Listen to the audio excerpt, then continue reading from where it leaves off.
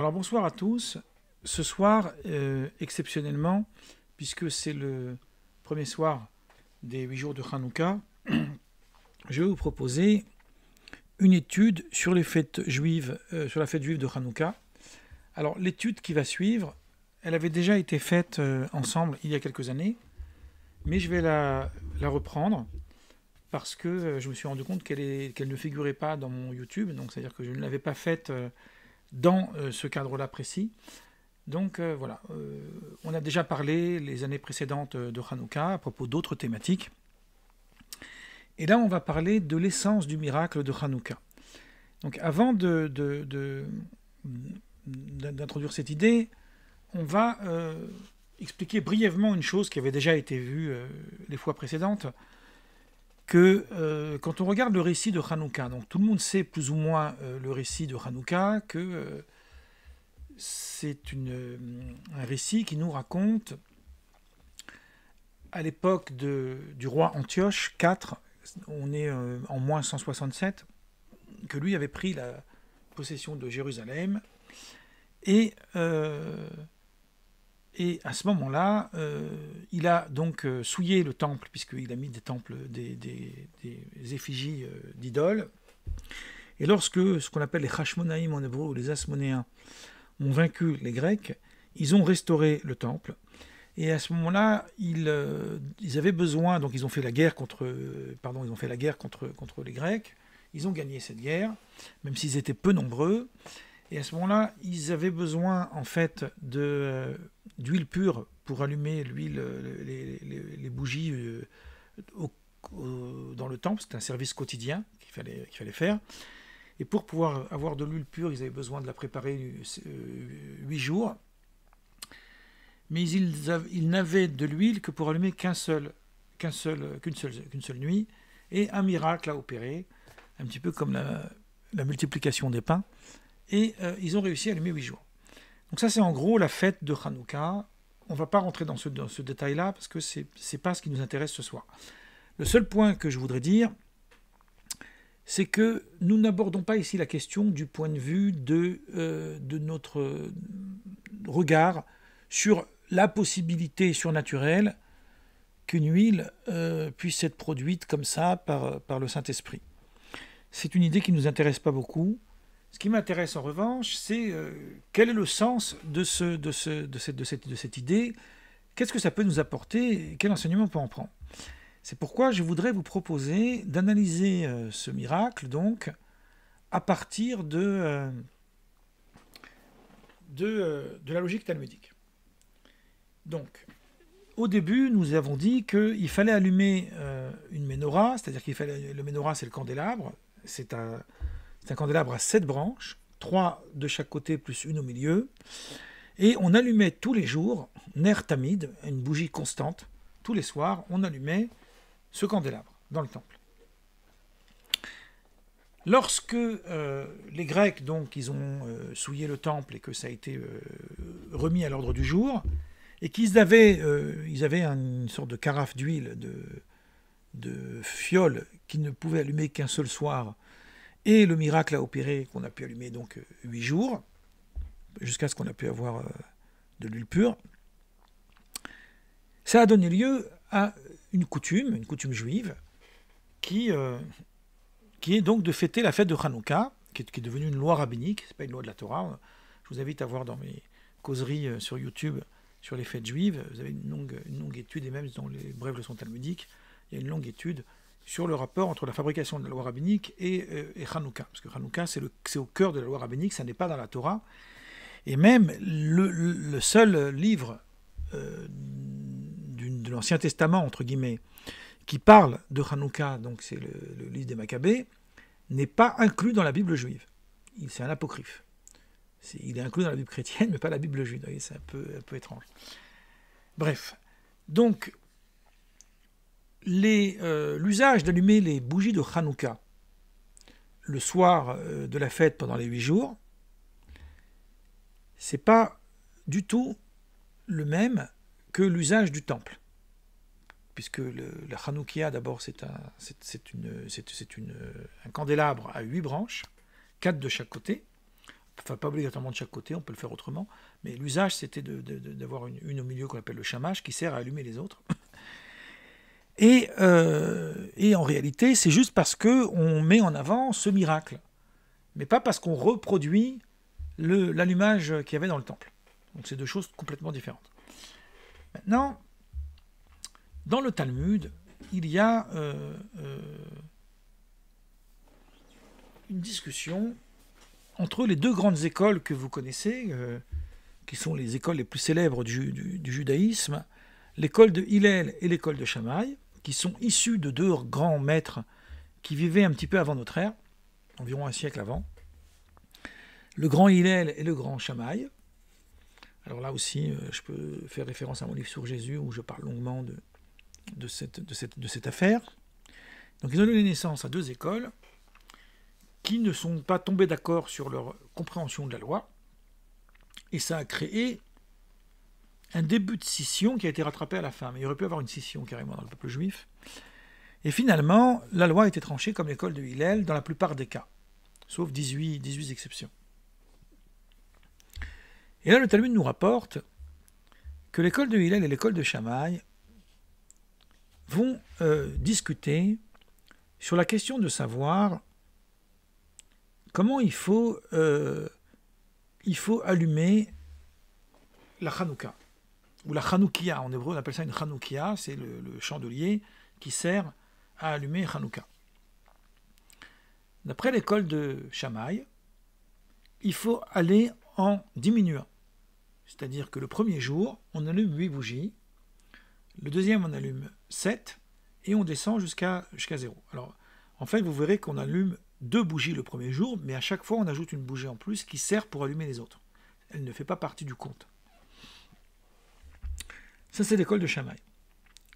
L'école de Hillel disent non, on fait à l'envers, on allume le premier jour une bougie, et on va en augmentant, de 1 à 8. Donc, Shammai, on va en diminuant, de 8 à 1, 8, 7, 6, 5, etc. Hillel, enfin, c'est pas le Hillel lui-même, c'est son école, on va en augmentant, 1, 2, 3, etc. Alors, il ne vous a pas échappé que la tradition fixée, à mon avis tout le monde ici le sait, c'est comme l'école de Hillel, comme la plupart des cas. Donc on allume ce soir une bougie, demain 2, etc., jusqu'à ce qu'on arrive à 8. Ça, c'est le texte. Maintenant, dans le Talmud, cet enseignement vient de ce qu'on appelle une braïta, c'est-à-dire c'est un enseignement de Tanaïm, c'est des rabbins du IIe siècle. Et dans le Talmud, on met en scène deux rabbins, un qui s'appelle Yossi ben Baravin et l'autre qui s'appelle Yossi bar Zbida, ils ont les mêmes prénoms. Ils vont discuter pour comprendre quelle est la nature de leur discussion. C'est-à-dire sur quoi les deux discutent. Donc le premier disait, l'école de Shammai considère les jours à venir. Quand on allume le premier jour, il reste 8 jours de Hanouka. Donc on allume 8 bougies. C'est un signe mnémotechnique. Le deuxième jour, il n'en reste que 7, donc on va allumer 7 bougies. Jusqu'au dernier où il reste qu'un seul jour de Hanouka. Et là, on va allumer qu'une seule bougie. Première interprétation. L'école de Hillel, en revanche, lui, il considère qu'il ne faut pas chercher, il ne faut pas considérer, en fait, les jours qui arrivent, mais il faut considérer les jours qui sortent. Donc, le premier jour, il y a un jour qui sort, on allume une seule bougie. Le deuxième jour, il y a 2 jours qui sortent, on allume 2 bougies. Ça paraît technique, et on pourrait même imaginer, mais c'est ce que nous allons déconstruire, que ce rabbin, en fait, fait une interprétation un petit peu simpliste, voulant uniquement nous dire, bon, ben, si tu veux t'en rappeler, si tu veux ne pas oublier, fais comme ça, de 1, 2, 3 jusqu'à 8, ou de 8, 7, 6 jusqu'à 1. Ça, c'est le premier avis. Deuxième avis, donc, lui, il va donner une autre interprétation, et on verra en réalité que les deux interprétations se rejoignent. C'est que le premier avis considère que on va faire une analogie entre les bougies de Hanouka et les offrandes qui étaient apportées pendant la fête de Sukkot, vous savez, la fête des cabanes. De la même manière que pendant la fête des cabanes, on commençait par 70 taureaux qu'on diminuait jour après jour, puisqu'il y a 7 jours de fête, de la même manière, durant la fête de Hanouka, on diminue les bougies. On va de 8 à 1. Alors que l'école de Hillel vont s'appuyer sur un principe c'est un principe de halakha, c'est un principe de loi, mais on pourrait dire aussi que c'est un principe de toute spiritualité, qui dit, alors je vais le dire en hébreu et le traduire, Ma'alin bakodesh ve'en moridim, il faut toujours augmenter sur le chemin de la sainteté et ne jamais régresser. Donc à partir du moment où on a allumé une bougie, on va allumer une deuxième, etc. On ne va pas baisser de 8 à 1. Alors, je voudrais ouvrir une petite parenthèse pour vous raconter une petite histoire, une petite historiette qu'on raconte aux enfants dans les yeshivot pour les stimuler à l'étude. On raconte que, vous savez, les rabbis, c'était a priori, il ne faut pas les idéaliser, mais on va le dire comme ça pour le bien besoin de l'humour, des gens très intelligents, qui avaient une grande sagesse, etc. Et on sait que même quand ils étaient enfants, ils étaient déjà très, très, très avancés. Alors, pour le monde chrétien, je fais un écho, parce que j'en parle dans mon livre sur Jésus, donc c'est intéressant de faire cet écho. Dans l'évangile de Luc, où on voit qu'il nous raconte la biographie du petit Jésus. C'est le seul qui parle du petit Jésus. Et il met en avant cette même idée, qui est une idée très juive, de ses aptitudes, ses grandes aptitudes intellectuelles, de faire des discours qui impressionnent l'Assemblée, alors qu'il était encore enfant. Vous voyez, c'est très juif. Et donc, il y a donc un jeune enfant qui est devenu plus tard un grand rabbi, un très grand érudit. Il était donc à l'école de Talmud, et puis le professeur a posé une question qui est posée par tous les commentateurs. Je vais pas pouvoir l'analyser maintenant, puisque je m'en sers uniquement pour le besoin de ce petit récit que je vous raconte, qui est un stimulant mathématique. Si on dit, alors cette question que je vous pose, c'est une question extrêmement connue. Il y a des ouvrages qui ont été écrits qui peuvent apporter des centaines de réponses, on peut trouver des centaines de réponses parmi les commentateurs. Si on considère que la fiole d'huile, elle avait les capacités d'allumer un soir, et qu'un miracle a opéré qu'elle a pu allumer 8 jours, si on compte le nombre de jours où il y a eu le miracle, on va dire qu'il y a eu 7 jours de miracle. Puisque le premier jour, il y avait déjà suffisamment d'huile pour être allumé. Donc pourquoi on fête 8 jours Hanouka et pas 7? Voilà la question très connue. Alors le petit garçon, il a dit au professeur, il dit c'est très simple. C'est pour ne pas qu'on confonde entre l'école de Hillel et l'école de Shammai. Alors en général, on fait une devinette, on demande aux gens de réfléchir, puis ils trouvent ou ils ne trouvent pas. Mais comme là on n'a pas le temps de faire la devinette, je vais vous répondre tout de suite. Si vous prenez un crayon avec un papier, vous écrivez 1, 2, 3, 4, 5, 6, 7 sur la première ligne, et en dessous vous mettez 7, 6, 5, 4, 3, 2, 1, vous allez vous rendre compte que le 4e jour, les deux se rejoignent. Et Hillel et Shammai, on allume 4 bougies. Donc le 4e jour, celui qui voit une Hanouka allumée, il ne sait pas si c'est pour faire comme Hillel ou si c'est pour faire comme Shammai. On a allumé 8 jours, comme ça, il n'y a aucun jour qui se rejoint. Jamais on allumera le même nombre de bougies si on fait 8, 7, 6, 5 ou 1, 2, 3, etc. Il faut que ça soit impair pour que ça fonctionne. Voilà, en gros, ma petite histoire. Maintenant, je reviens à mon sujet.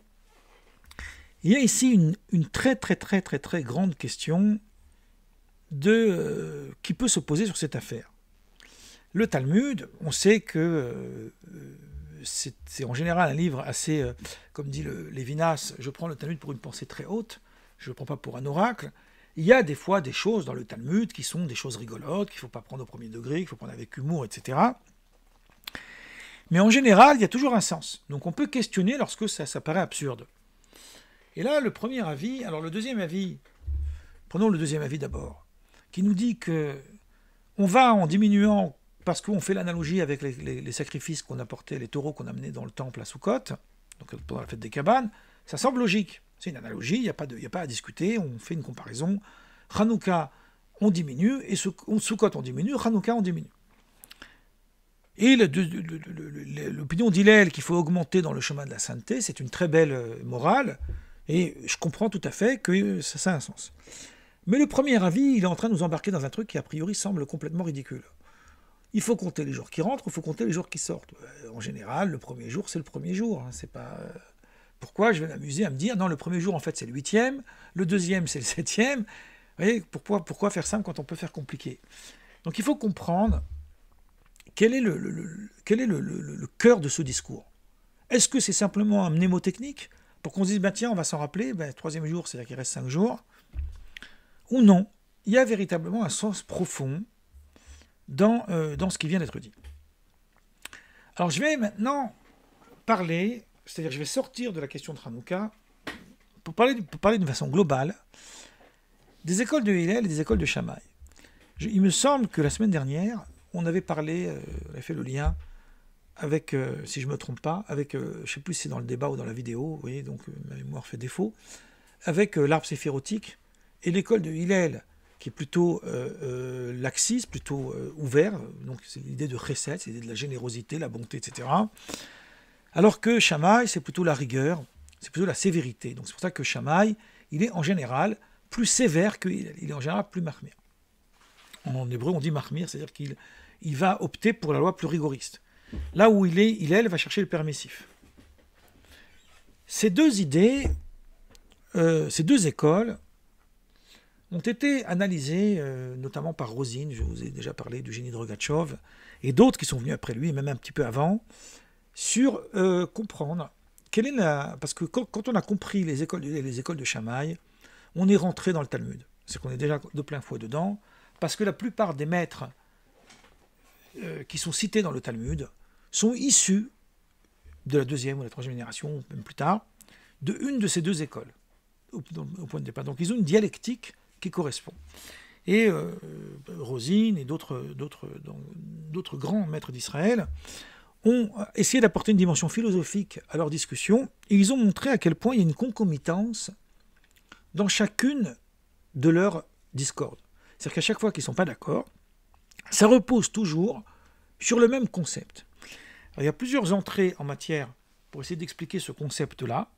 Mais d'abord, on va prendre ce qu'on avait dit la semaine dernière. On va commencer d'abord par ça. Par cette problématique, justement, de l'arbre de Séphiroth, dont je vous avais déjà parlé, de Chesed, la bonté, et Gvura, la rigueur, ou la sévérité. Voilà.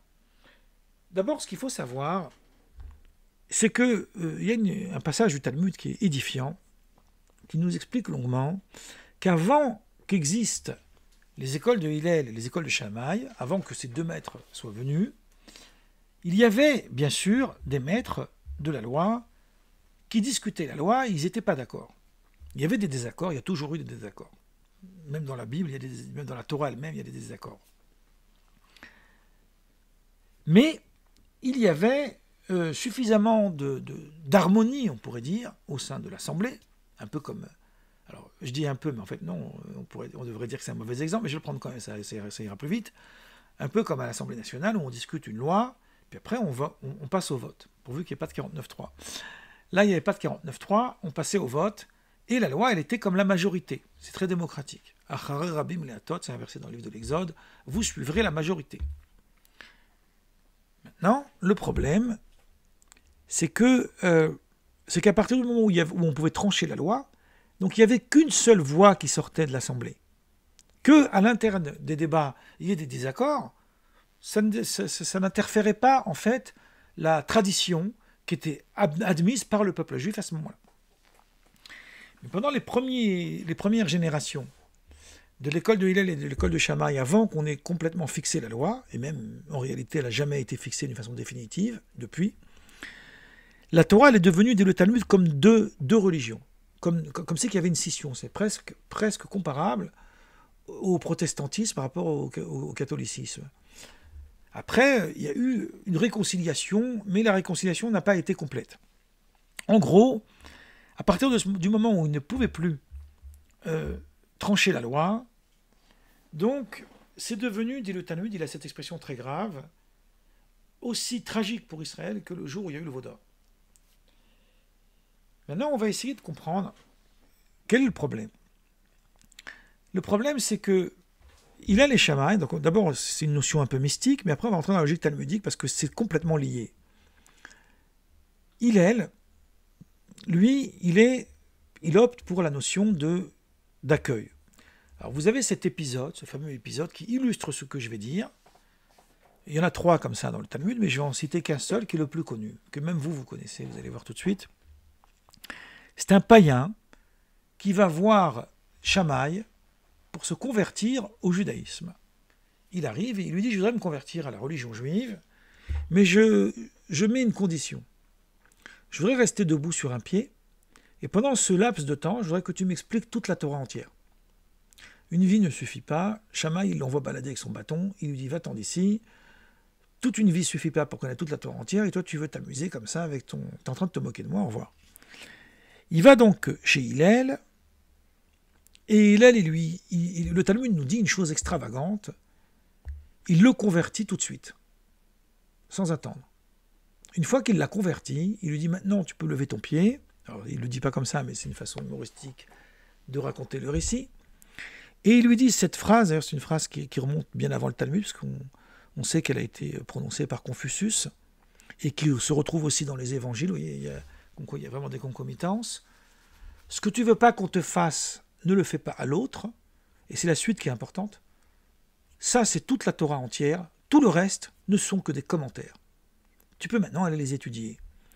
Et c'est très étrange, quand on lit les évangiles, je suis aussi un lecteur des évangiles, on va s'apercevoir que Jésus, il a cette phrase, il reprend cette même phrase, et il dit, c'est là la Torah et les prophètes. Or, les évangiles, ils ont été rédigés avant le Talmud. Donc on voit bien que ça vient de la même source, du même univers. Donc si on analyse les récits, on verra que, d'un point de vue de la rigueur de la loi, Shammai, il a raison. Il y a une loi dans la Mishnah, c'est une loi qui est admise par tous, qu'il n'y a pas de prosélytisme chez les Juifs comme le font les autres religions. Ça ne veut pas dire qu'on ne peut pas se convertir. On peut se convertir au judaïsme, mais pour pouvoir être converti, il faut qu'on soit sûr que le prétendant à la conversion, il est véritablement sincère et qu'il a vraiment ce désir. Donc d'abord, on doit lui dire des phrases, non pas pour le décourager, mais pour lui montrer que peut-être ce serait mieux qu'il se rapproche de Dieu autrement, puisque être juif, ça va l'engager dans une grande responsabilité. Et si on voit qu'il accepte quand même, alors on l'accueille. S'il vient par intérêt, alors on ne l'accueille pas. Donc là, il vient, il dit, je pose une condition. Je veux connaître toute la Torah sur un pied. Au-delà du côté absurde de connaître toute la Torah sur un pied, les commentateurs diront qu'en réalité, la préoccupation de ce prosélyte, c'était pas d'apprendre la Torah sur un pied comme étant, voulant faire de la gymnastique, mais c'était de comprendre la Torah à partir de son pied, son socle. C'est plus intéressant de l'analyser comme ça. En tout cas, Shammai il dit, tu veux une condition, moi je ne peux pas t'accepter. Donc il y a la rigueur de la loi. Il dit, la rigueur de la loi, elle ne vaut que pour celui qui la connaît. Pour celui qui ne la connaît pas, il faut l'éduquer, il faut lui apprendre les choses. Donc peut-être que ce monsieur ne sait pas que pour se convertir au judaïsme, il ne faut pas poser une condition. Il faut l'accepter telle qu'elle. Donc comme il ne sait pas, on va l'éduquer. Donc on va tenter le coup. On va essayer de lui ouvrir les yeux jusqu'à ce qu'il comprenne l'intérêt de rentrer dans le truc. Et finalement, il va lui dire cette phrase, ce que tu veux pas qu'on te fasse, ne le fais pas à l'autre. Ça, c'est toute la Torah et tout le reste, ce sont que des commentaires. Donc on voit bien qu'il s'agit du pied qui fait tenir tout le reste. Donc ça, c'est très intéressant. Et donc, il va le convertir. Ça veut dire que qu'est-ce qui se passe chez Hillel ? Chez Hillel, il y a le facteur humain. Hillel pense la loi en partant de l'homme pour aller vers Dieu, alors que Shammai pense la loi en partant de Dieu pour aller vers l'homme. Et je vais vous donner un exemple. Il y a une phrase dans le Midrash, dans plusieurs endroits, qui reprend, sans le citer, puisque l'arbre séphirotique, c'est une notion kabbalistique qui n'existe pas dans les autres textes. Mais l'idée est la même. Le Midrash va dire, il va dire la chose suivante. Je vais juste vous citer la phrase. C'est plus intéressant quand on la lit dans le texte. Donc je vais vous lire ce qui est dit. Un roi possédait des coupes délicates et se dit, c'est un midrash, si j'y verse du chaud, du brûlant, elles vont se fondre. Si je verse du froid, elles vont se contracter. Donc pour pouvoir verser de l'eau et que les coupes ne s'abîment pas, parce qu'elles sont très fragiles, je vais verser du tiède, c'est-à-dire du brûlant et du froid à la fois. Je vais les mélanger, je vais les mettre dedans. Et le Midrash nous dit, c'est exactement ce que dit Dieu. Lorsqu'il crée le monde, il dit, si je le crée avec la miséricorde, ou avec la bonté, on pourrait dire, les crimes seront nombreux.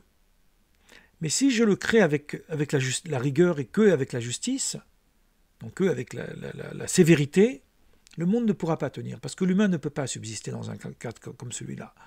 Donc ce que je vais faire, je vais mêler la miséricorde avec la sévérité, et je vais créer le monde de cette façon-là.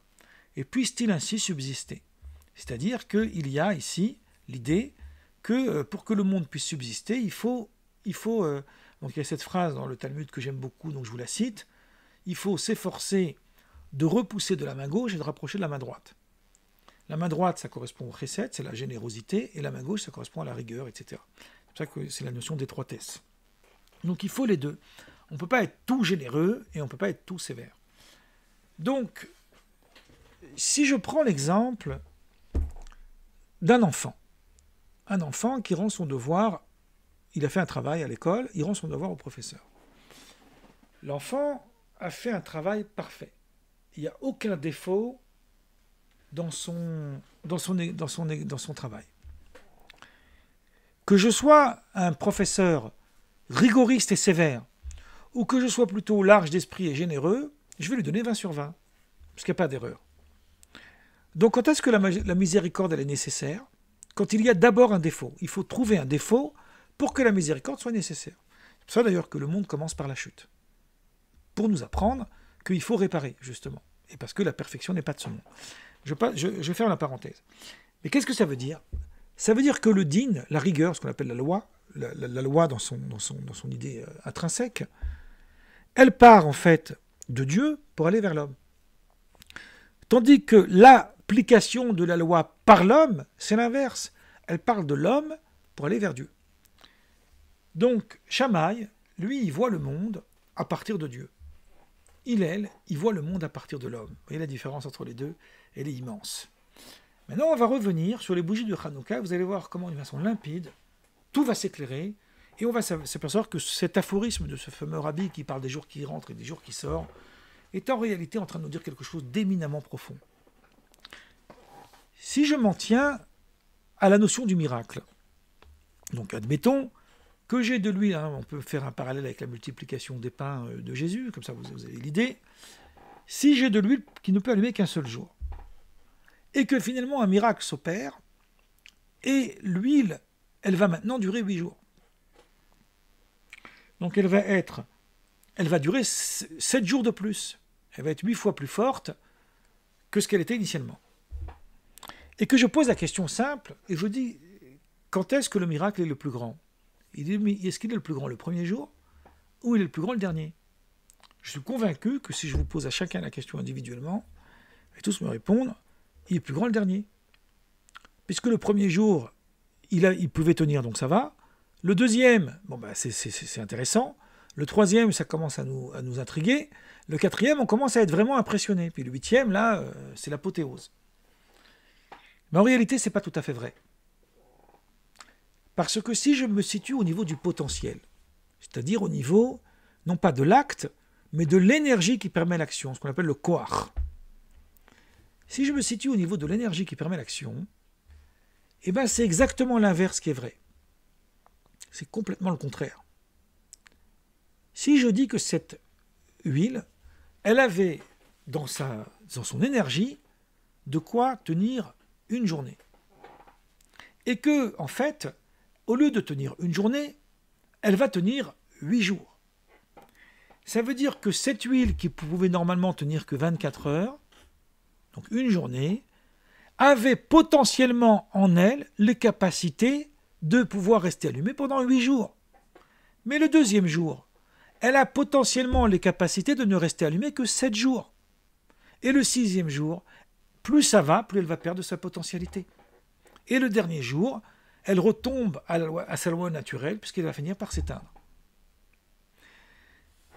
Donc lorsque je me situe d'un point de vue de Dieu, c'est-à-dire je me situe d'un point de vue, je ne vais peut-être pas dire d'un point de vue de Dieu, mais je vais peut-être dire d'un point de vue de l'objet, ce qu'on appelle en hébreu le chefza. Vous savez qu'on a beaucoup parlé de ça, cette notion de sujet-objet, une notion très importante dans la logique talmudique. Si je me situe d'un point de vue de l'objet, et bien d'un point de vue de l'objet, sa potentialité elle est plus forte le premier jour qu'elle ne l'est le dernier. Donc effectivement, le miracle, il va en diminuant. Si je me situe au niveau de l'homme, c'est-à-dire de celui qui regarde l'objet opéré, donc je me situe d'un point de vue de l'humain, c'est l'inverse qui est vrai. L'humain, lui, sa façon de voir, plus les bougies elles restent allumées, plus le miracle est grand. Donc Shammai, qui lui considère la loi d'un point de vue de sa rigueur, d'un point de vue de ce qui est juste en elle-même, il va opter donc pour la sévérité en disant il faut accepter non pas la grandeur du miracle à partir du regard que l'homme porte sur l'objet, mais à partir de l'objet lui-même. Il faut atteindre ce degré d'arriver à l'objet lui-même. Et donc c'est en atteignant ce degré d'arriver à l'objet lui-même qu'on va s'apercevoir que le miracle, en fait, il va en diminuant. Alors que l'école de Hillel, qui lui considère qu'il faut regarder en fait la chose à partir de la manière dont l'homme pense le monde, et donc effectivement il faut se placer du point de vue humain. Alors en se plaçant du point de vue humain, on va s'apercevoir que c'est l'inverse, c'est-à-dire que le miracle, il va en augmentant, parce que le 8e jour, il est encore allumé, alors que ça fait déjà bien longtemps qu'il aurait dû s'éteindre. Donc en gros, Shammai, il voit le monde dans sa réalité objective, donc objectivement, le miracle il diminue. Mais subjectivement, c'est-à-dire que lorsqu'on fait rentrer le facteur humain, alors là, le miracle augmente. Je vais ajouter une dernière chose pour conclure sur le sujet d'une façon globale. C'est-à-dire, je vais sortir un petit peu de la problématique de Hanouka. Alors, attendez, avant de vous dire la suite, j'ai oublié de dire quelque chose. Que ça renvoie un petit peu la même idée à propos de la deuxième discussion sur l'analogie avec Sukkot. Shammai considère que le travail, que le commandement d'allumer les bougies de Hanouka est en analogie directement avec un commandement de la Torah par rapport au taureau qu'on amenait dans le temple. Et du fait qu'on constate qu'on diminuait les taureaux, donc là on va diminuer les bougies. Mais Hillel, lui, il va dire, oui mais il y a un problème ici. Si tu fais ça, il y a le risque que celui qui allume, il se sente un peu comme quelqu'un qui régresse dans la sainteté. Hier j'ai éclairé ma maison avec ces 8 bougies, et maintenant tu me dis d'en allumer que 7. Donc lui, il va être un petit peu perdu par cette logique-là.